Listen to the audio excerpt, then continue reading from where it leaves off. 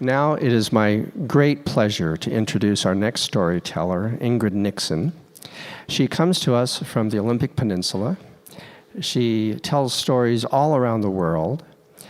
She is an amazing storyteller. We are all very fortunate to welcome Ingrid Nixon.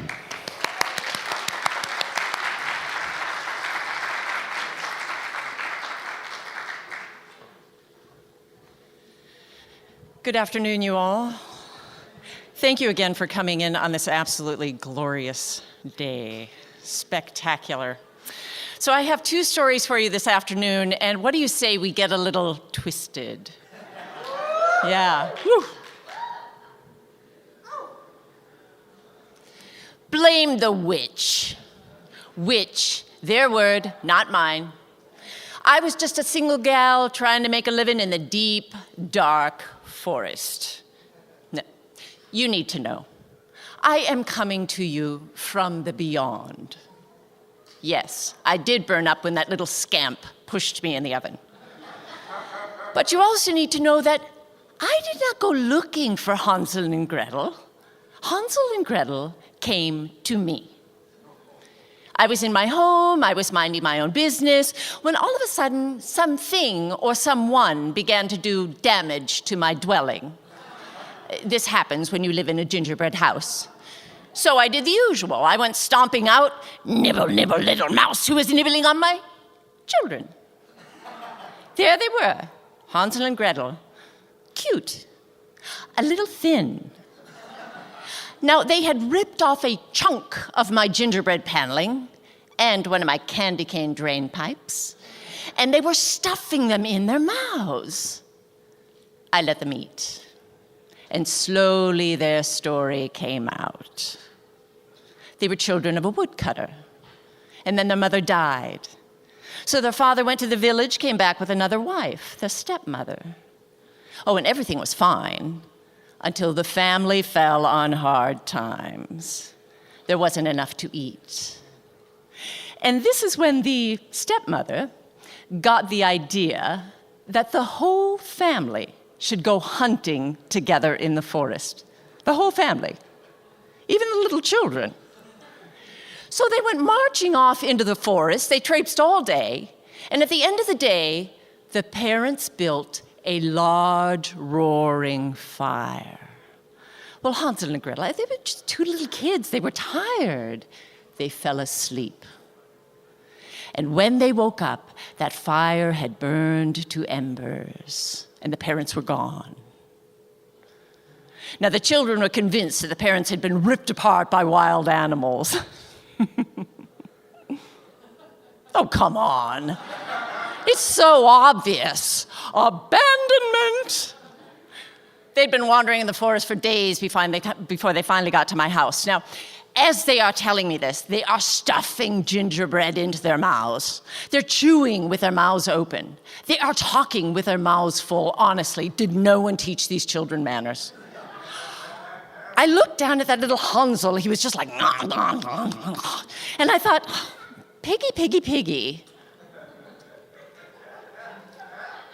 You know how I like pork.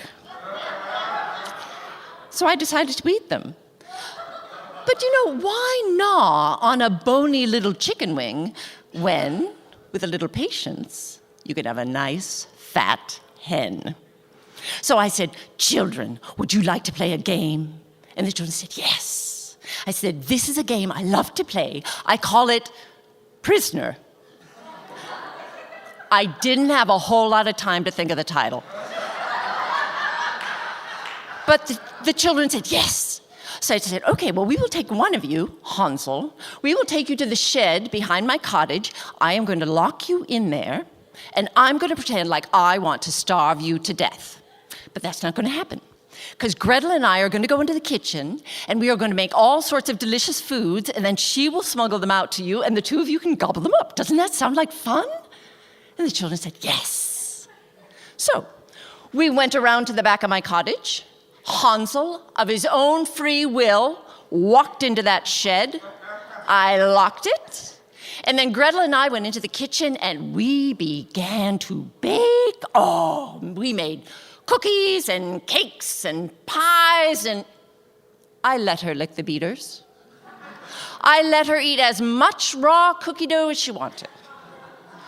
And then when we had this nice pile of goodies, I turned my back, do, and she smuggled them out to Hansel, and the two of them gobbled them up.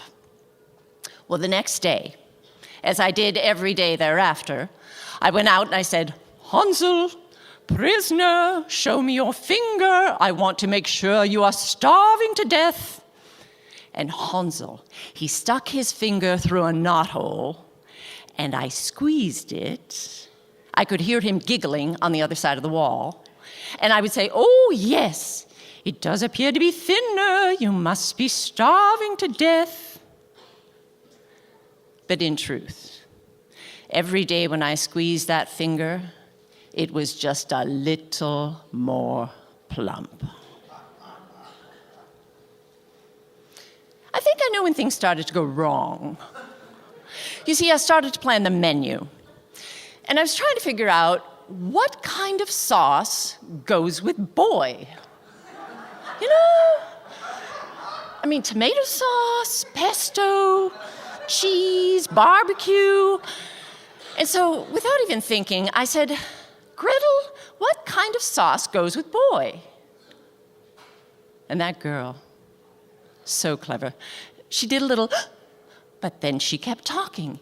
And she said, when my mother cooks boy, she usually just uses a little bit of olive oil and sea salt. Simplicity. But now that I think about it, after that, Hansel's finger ceased to get plump. In fact, it got quite bony, almost like a twig. Well, no matter.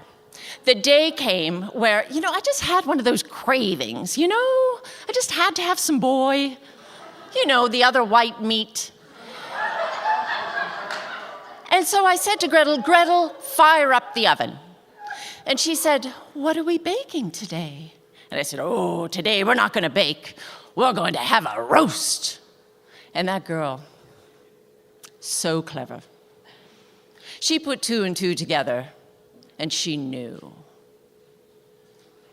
But I didn't know she knew. I mean, now I know she knew. If I knew then what I know now. But the recipe said, never put a boy in the oven until it gets to be about 400 degrees. So I said, Gretel, check the thermometer in the back of the oven. And that girl, so clever. She opened the oven, she looked in, she said, but I can't read it. And so I pushed her out of the way, I put my head in the oven, and that is when I felt this shove from behind. I flew into that oven. I hit my head on the far side. She slammed the door shut, and I knew my goose was cooked. That is when I began my transition to the beyond. But I'd like to think that I did it with sizzle.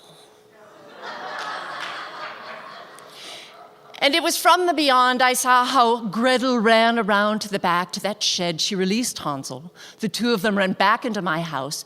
They ran through everything. They ransacked the place. And they found my jewels, my diamonds, my emeralds, my rubies, and they took my little travel bag. Oh, I love that bag. And they stuffed it with all my jewelry. And then they went down to the kitchen. They took all sorts of delicious foods. And then the two of them struck out through the deep, dark forest home. And they made it.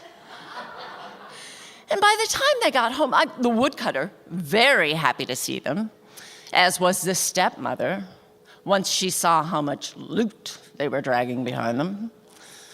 Then, of course, there was a whole media frenzy. And then the book. How many weeks was that on the bestseller list? And then, of course, the movie. So I'm sure all of you out there know about Hansel and Gretel, the little boy, the little girl who killed the wicked witch by burning her up in the oven. Yeah, go ahead. Blame the witch. I was going to eat them. And if that makes me evil, so be it. But help me here. What is the word Oh, there must be a word. What is the word that can be used to describe two parents who lead their dear, sweet, innocent children into the deep, dark forest and abandon them to their fate?